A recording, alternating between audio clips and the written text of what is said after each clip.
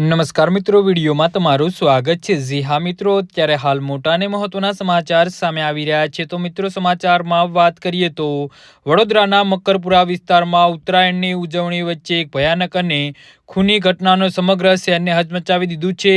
તહેવારની ખુશી, પતંગોનો ઉત્સાહ વચ્ચે માત્ર વાહન પાર્ક કરવાની નવજીવી બાબતને લઈ શરૂ થયેલા ઝઘડા લોહી લુહાણને અંજામ સુધી પહોંચી ગયો હતો।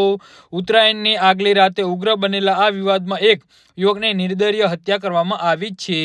સૌથી કરુણ અને હૃદયદ્રાવક દ્રશ્ય તો એ હતું કે ઘટનાના સમયે મૃતકની ભાભી અને નાની ભત્રીજી આરોપીઓને રોકવા માટે બૂમો પાડતી રહી, હાથ જોડીને વિનંતી કરી રહી, પરંતુ આરોપીઓ પણ કોઈ અસર પડી નહીં। આવી અને હિંસક વૃત્તિને માનવતા પર આવી થઈ એક નિર્દોષ યુવકનો જીવ લઈ લીધો છે। આ ઘટના માત્ર એક ઝઘડો નહીં, પરંતુ સમાજમાં વધતી અસહિષ્ણુતા અને કાયદાના ભયના અભાવ અને નાની બાબતોમાં હિંસા તરફ વળતી માનસિકતાનો ઉજાગર કરે છે।